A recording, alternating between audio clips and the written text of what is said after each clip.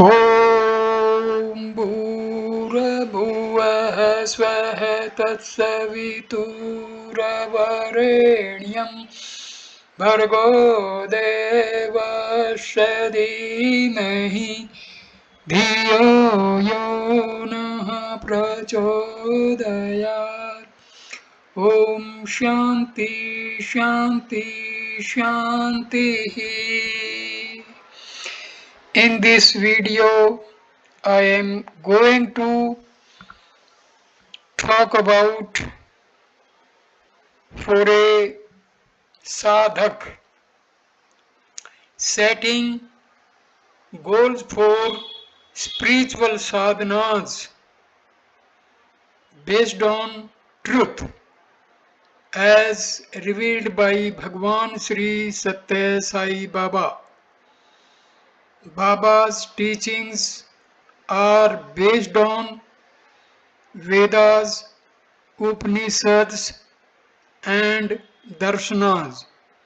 His every word and every sentence is truth as revealed by Vedas and Upanishads.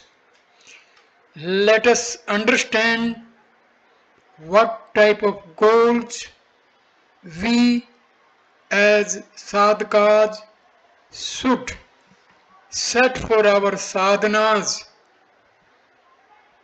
following the teachings of Bhagwan Sri Satya Sai Baba.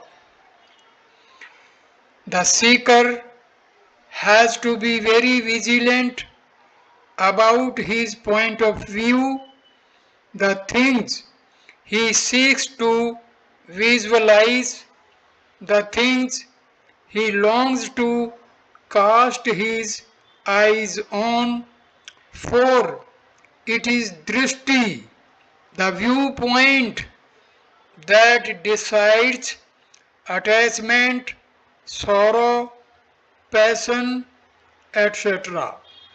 You are the noblest being yet created, and so you have to develop a sight that sees no high or low, that sees all as suffused with divinity and therefore not different one from another. Sankara declared, make your drishti charged with jnana, then the scene will appear in its true light as Brahman. Such sight is called divine, supernatural, supersensual, and auspicious. Each body that you see before you is a mirror in which, if only you open your eyes, you can see the image of God. The go in you is in each of them too. Do not imagine the others to be distinct. They are only you. In so many mirrors, the world is filled with your kith and kin. All are sparks from the same flame. The Gita says, Pandits, the learned see Brahman in the scholar, the sage, the venerable, and the venerator, the cow, the elephant, the dog, and the eater of canine flesh. Such Pandits are very rare on the face of the earth. Men claim to be Pandits on the basis of the scholarship they parade, not the vision they have won. Some Pandits explain the Gita verse which declares that God incarnates when dharma, virtue declines. In this way, dharma stood on four legs in the kirtha, golden or fulfilled age.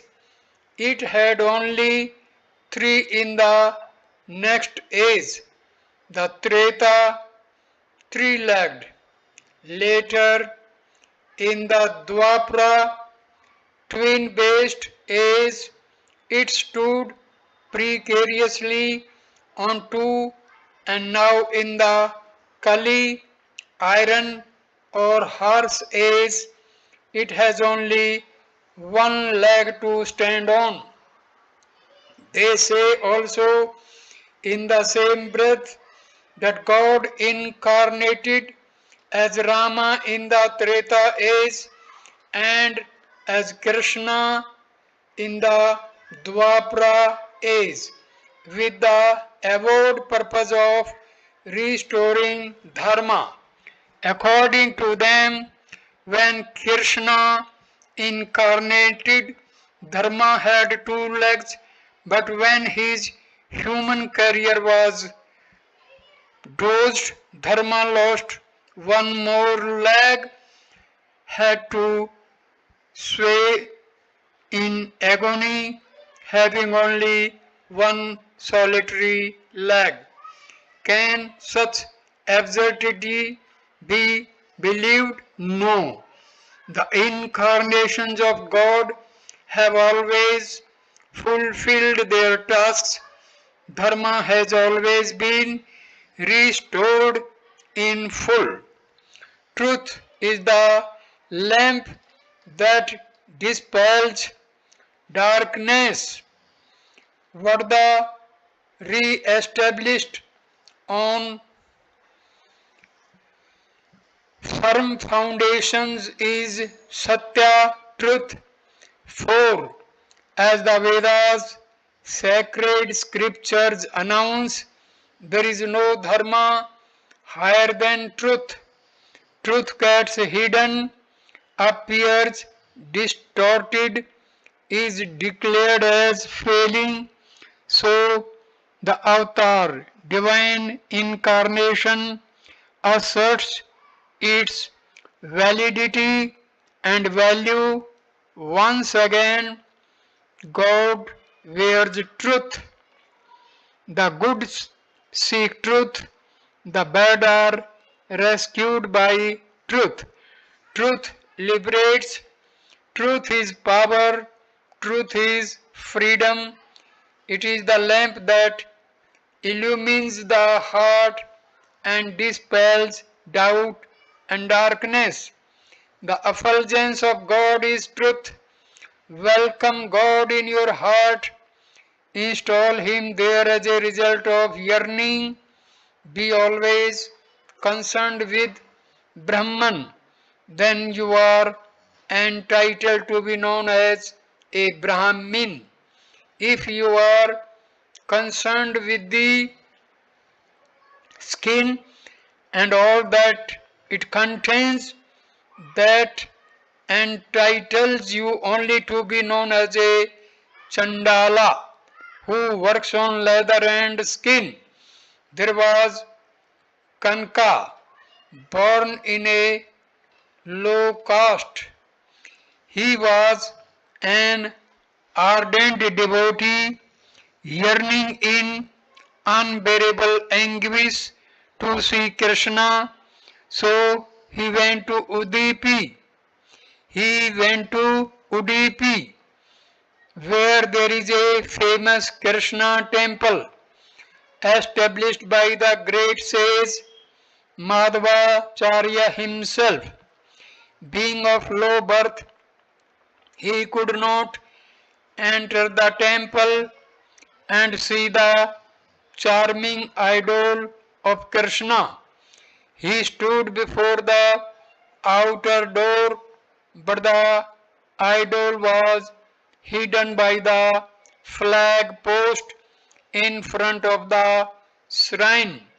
He went around the outer wall and sought some crevice amidst the stones through which he could earn a faint glimpse. He saw a stone was loose. With his fingers he scooped out the mortar and he made a narrow chink, and when he looked eagerly through it, he saw only the back of the idol, but he was overcome with delight. He danced in ecstasy, singing the glory of Krishna. Just at the moment the idol turned towards him, and Krishna granted him the full vision of his charm and majesty. Yearning was rewarded with grace. Yearning leads to surrender, and surrender gives the highest joy. Leave everything to His will, accept whatever happens, whether pleasant or painful. Have faith, have firm faith in God and His compassion. There was once a rich merchant in Baghdad who was leading a virtuous, God-fearing life. He had a daughter whom he adored greatly, for she was the very embodiment of virtue. The father decided that he would give her in marriage only to a young man who was intimately devoted to God, regardless of any other excellence or handicap. He searched for such a groom in caravanserais, mosques, and places where holy persons were likely to gather. One Friday, he noticed in the mosque a fair young man on his knees, even after all else had left, crying out to God most endearingly and with great sincerity. He approached him and asked whether he would marry his daughter. He said, I am the poorest of the poor. I have a leaky roof over my head and a gravel floor whereon I sit. Who will wed such a beggar? I shall marry if someone who would not object to my spiritual sadhana consents to share my poverty. The merchant felt that he was the most eligible groom, and the wedding was celebrated soon. His daughter came to the fakir's mendicant's residence and started cleaning the floor. She was happy that her husband was of her own heart.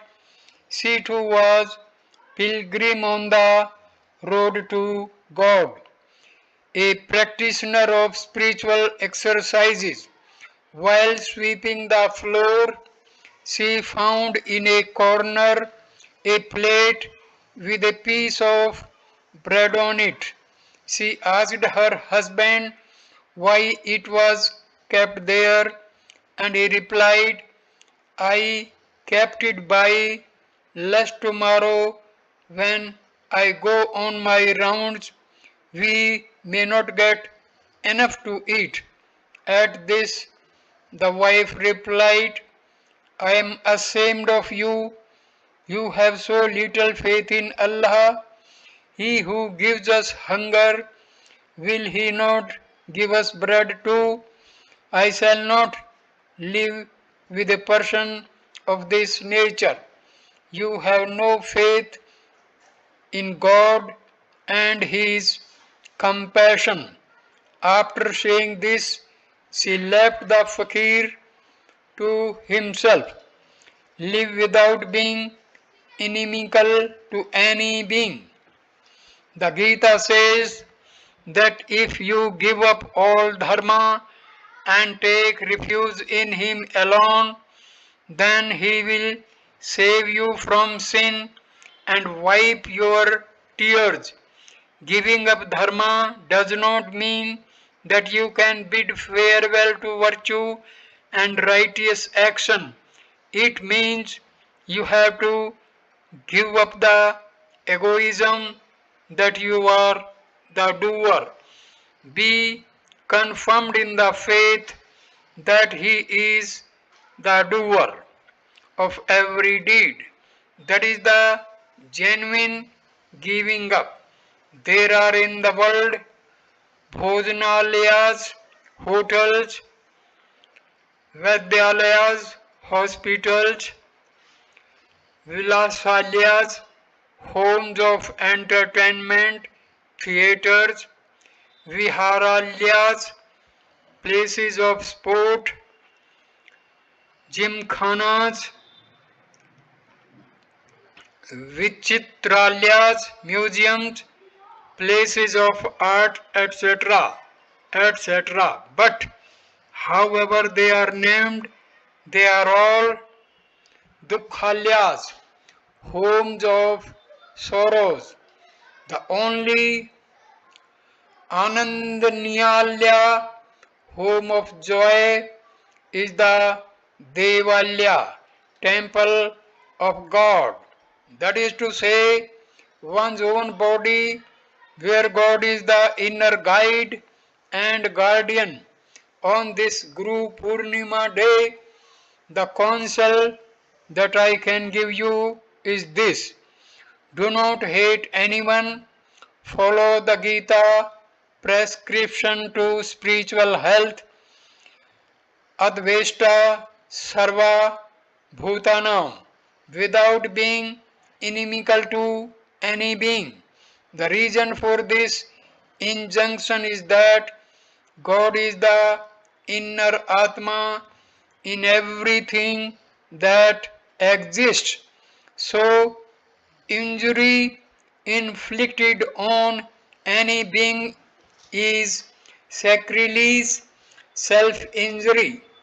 Love is transformed into poison if hate contaminates it. Love some, but do not hate the rest, for that hate will foul the love and make it mortal. Love comes automatically to the realized soul, but the spiritual aspirant has to cultivate it by means of service and inquiry into the unity of the Atma.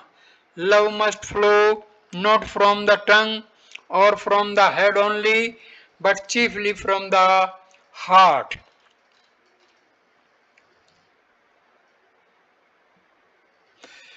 Poor progress in sadhana is at best as bad as failure. You get the marks that your answers at the examination deserve, not more, not less. Sometimes, if you score only 5 or 6 out of a total of 100, even the 5 or 6 may be cancelled and you will be assigned just a 0. For there is not much to choose between 0 and the 5 or 6 you were able to collect. But if you get a number very near the minimum needed for a pass, the 2 or 3 that you fall short of will be added on as grace marks and you are very likely to be promoted. This is true of sadhana also. Poor progress in it is at best as failure, whereas good progress will be appreciated and grace will pull you through. On the Guru Purnima day, people generally take initiation into spiritual life from some preceptor or get directions for some vow or fast or vigil. These preceptors cannot claim the status of the Guru as delineated in the sloka. Guru Brahma, Guru Vishnu, Guru Devo Maheswara, Guru Sakshat Par Brahma, etc. The Guru extolled therein is the sage who has transcended name and form and is beyond the effect of the three gunas or attributes. He is neither good nor bad, neither passionate nor dull, neither enthusiastic nor uninterested. He is unaffected, calm, content. He is the Atma, having realized that the Atma is the one and only. He makes you cast off the fear of death and birth. He renders you fit for the vision of the eternal absolute truth.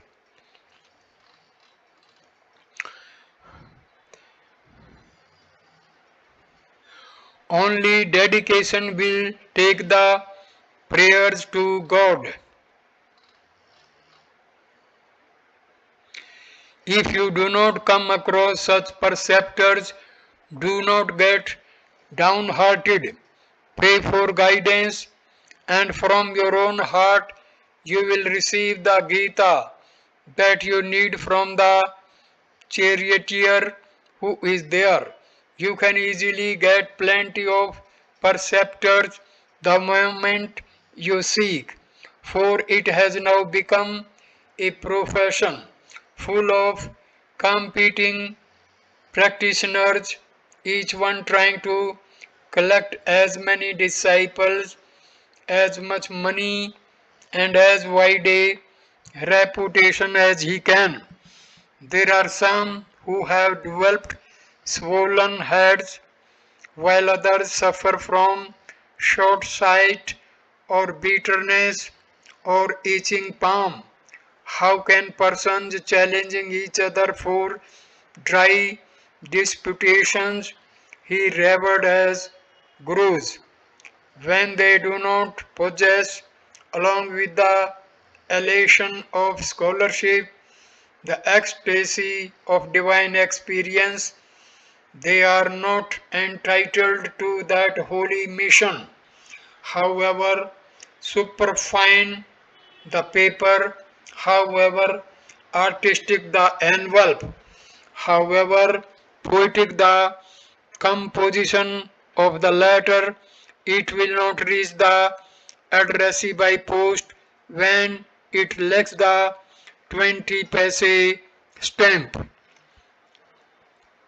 So too the trappings, vestures, shawls, robes, and rosaries are ineffective.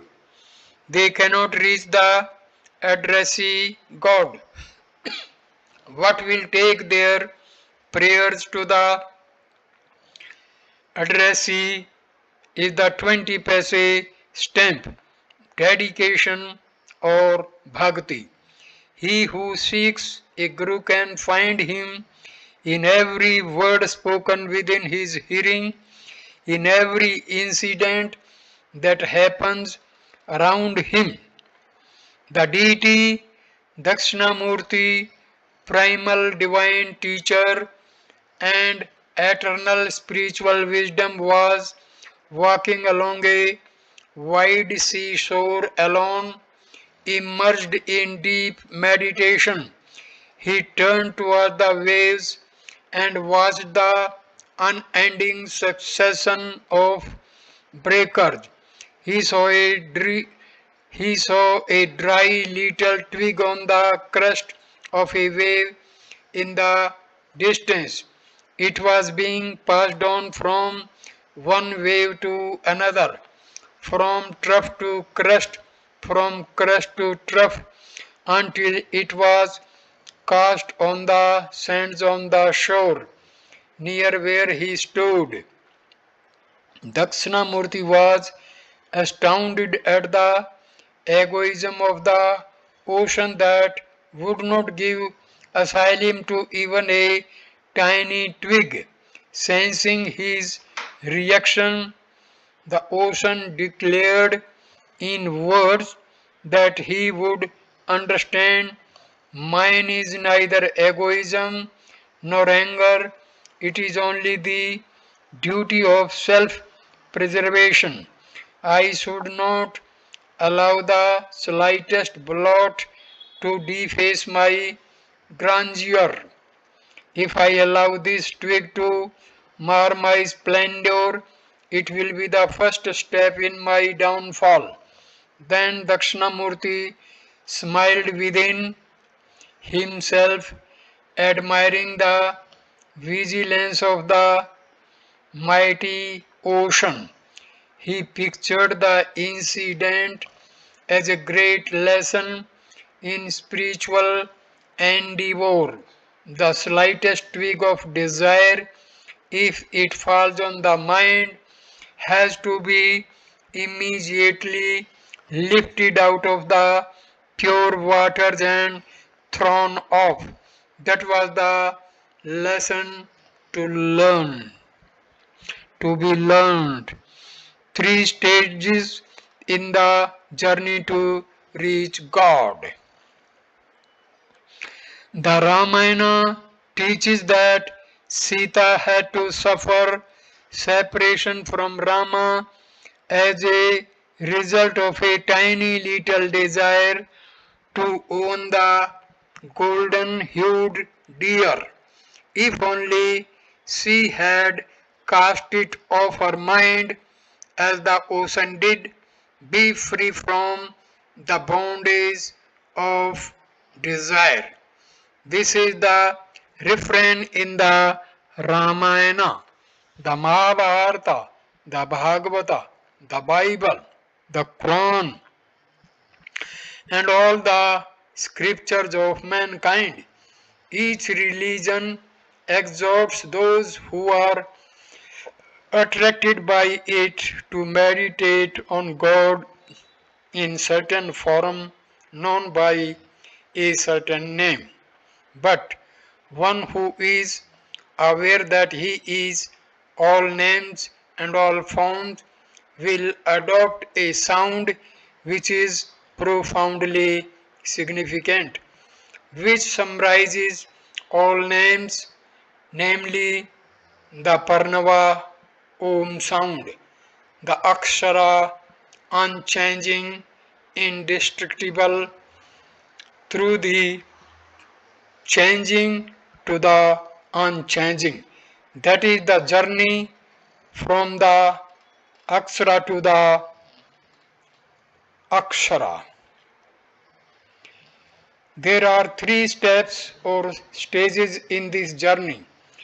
I am yours, you are mine, and finally I am you. Every sadhaka has to walk from one to the other and reach the journey's end. Move on, don't halt.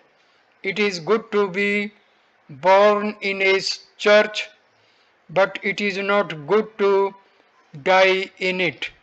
Grow and rescue yourselves from the limits and regulations, the doctrines that fence your freedom of thought, the ceremonials and rites that restrict and redirect.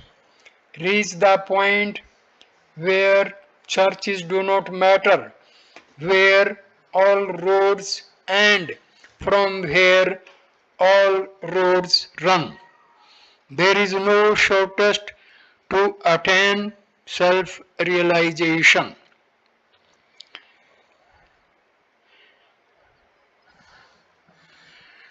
Dutt from Calcutta said that it is a pretty hard assignment to listen closely, reflect deeply, and practice faithfully the three stages prescribed in the Shastras. Of course, it is attaining self realization is not done by a trick or a ruse, it has no shortcut. Listen to what happened to says Ramdas of Bhadrachalam, the singer who was imprisoned by the Nawab of Golconda for misappropriation of public funds to renovate the Rama temple at Bhadrachalam, whose liberation from jail was effected by Rama and Lakshmana themselves praying the Nawab the sum appropriated. Ram Das had piled up a large mass of palmyra leaves, on each of which he had written with his style a song on Rama.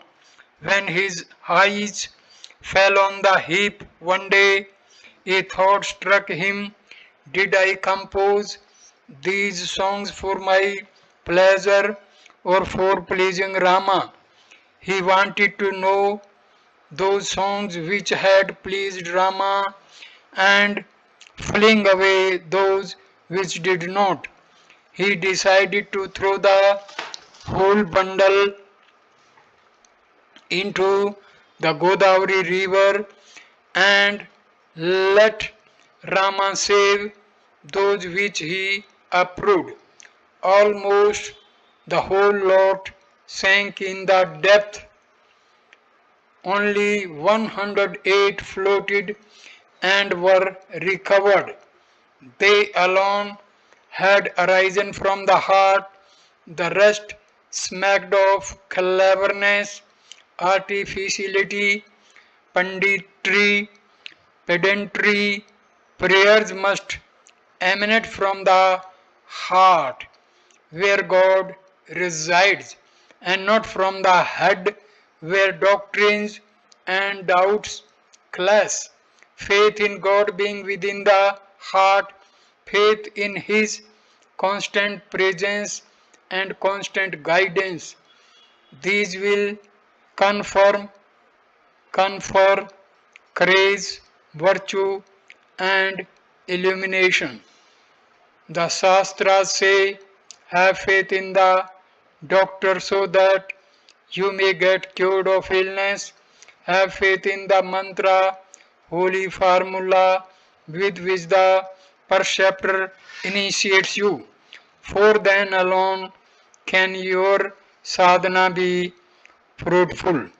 Have faith in the sacredness of the temple, for then only, for then alone is your pilgrimage profitable. Have faith in the astrologer's predictions, for without it, why bother yourselves with him and his abracadabra? Have faith in the Guru, for then alone will your steps be steady and firm on the path to self realization.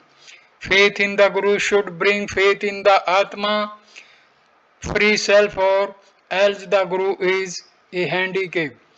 When worship is rendered with a view to fulfill desires and realize wishes, the precious prize will be lost. Worship must cleanse the heart so that the indwelling God may shine in all his glory. But desires tarnish instead of cleansing. At this point, this video is completed. Thank you for watching this wonderful video. Namaskar, my dear friends.